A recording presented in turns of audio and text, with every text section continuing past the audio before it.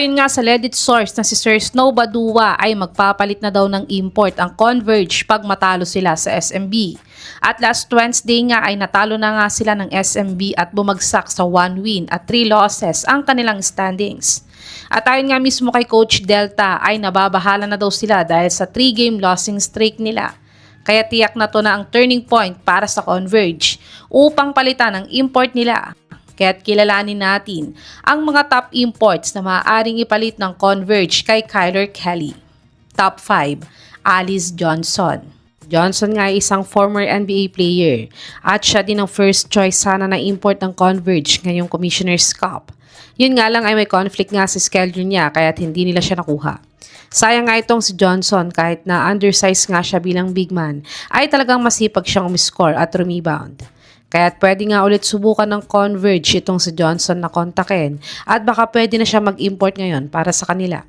Si Johnson ay nag-average ng 11.7 points, 5.6 rebounds, 2 assists, 0.5 steals, 28% 3-point shooter, 59% free throw shooter sa kanyang 2024-2025 Turkey BSL season. Panoorin natin ang counting game highlights ni Johnson sa kanyang basketball career kung gaano nga ba siya kagaling na player.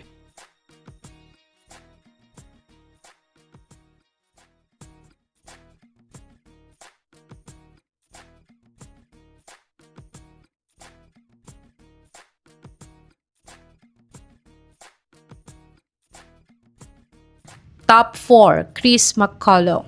Si McCollum nga ay nag-import dati para sa SMB at napag-champion niya sila sa conference na to.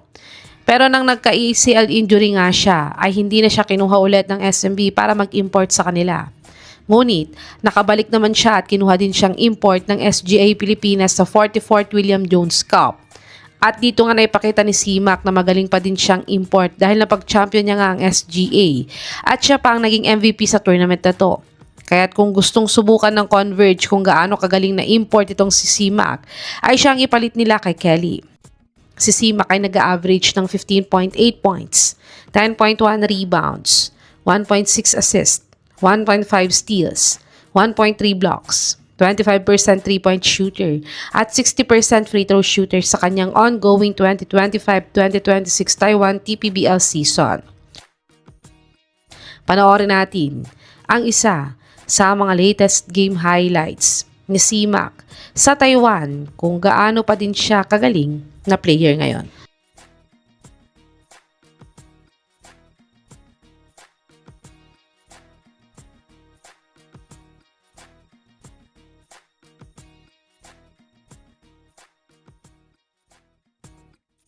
Top 3, Dwight Howard. Si Dwight nga ay nag-retired na sa paglalaro ng basketball. Kaya dahil dito nga ay madami ang nalungkot na PBA fans dahil hindi na nga daw masusubukan ni Superman na maglaro sa PBA. Ngunit nang maka 83 points nga si Bam Adebayo sa NBA ay madaming ang nagtag kay Howard na Filipino fans sa ginawa niyang 84 points dati sa paglalaro niya sa Taiwan League. Kaya't dahil dito nga ay nagpost nga si Howard sa FB niya na wag daw siyang pilitin ng mga Pinoy fans na mag-come out sa retirement para maglaro sa PBA para gumawa ng 85 points dahil gagawin niya daw talaga to. At isa na nga ang Converge sa mga gusto sanang kumuha sa kanya bilang import nila. Kaya't kung gusto talagang bumalik ni Superman sa paglalaro sa basketball, ay pwede ngang subukang kontakin ng Converge itong si Dwight para makapaglaro na siya sa PBA. Si Dwight ay nag-average ng 17.5 points, 10.5 rebounds, 1.1 assist, 2.6 blocks, 60 field goal percentage at 55% free throw shooter sa kanyang last 33rd Dubai Championship Tournament. Panoorin natin ang mga best game highlights ni Howard sa overseas kung gaano siya kagaling na import.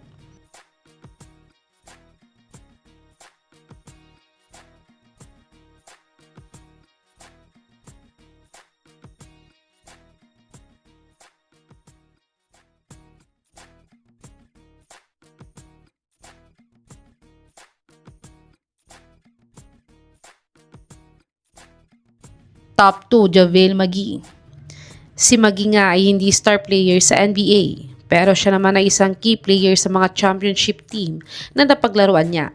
Dahil malaking bagay nga na 7-footer siya at athletic big man din. Pero wala na din NBA team ang kumuha sa kanya ngayong season. Kaya't sa overseas na lang din siya naglalaro ngayon. At katatapos nga lang ng kontrata niya ngayon sa NBL sa Australia. Kaya't kung gusto din ng Converge ng 7-footer na import at mas magaling na malayo kay Kelly, ay si Maggie na ang kanilang kunin bilang kapalit niya.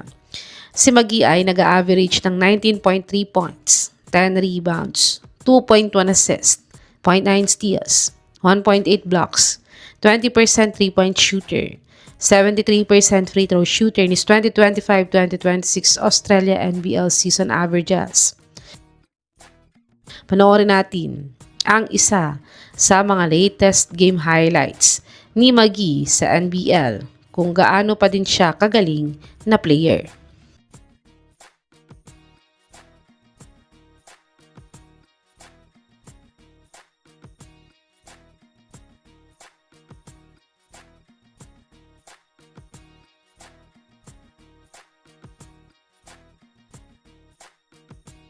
Top 1, DeMarcus Cousins. Si Cousins nga ay naglaro sa Pilipinas ng 2 beses. Ang una nga ay sa SGA Zamboanga Valientes at ang pangalawa nga ay SGA Pilipinas. Sa Zamboanga Valientes nga ay napa-champion niya sila sa sinalihan nilang tournament. Pero sa SGA nga ay hindi sila nanalo dahil niluto nga ang mga tawag sa semis game nila.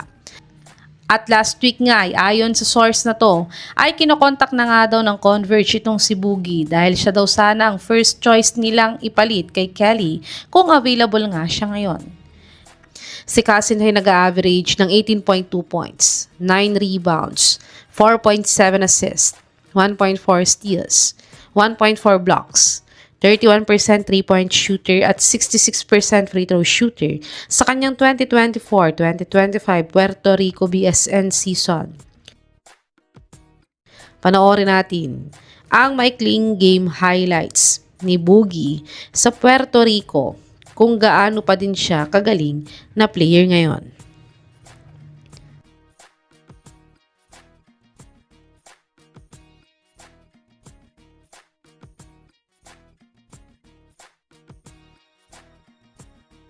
Ito ang mga top imports na maaaring ipalit ng Converge kay Kyler Kelly para tulungan silang umangat sa standings. Sa tingin niyo mga kababos, sino sa mga imports na to ang dapat kunin ng Converge para matulungan sila ngayong Commissioner's Cup? I-comment niyo na po yan sa baba.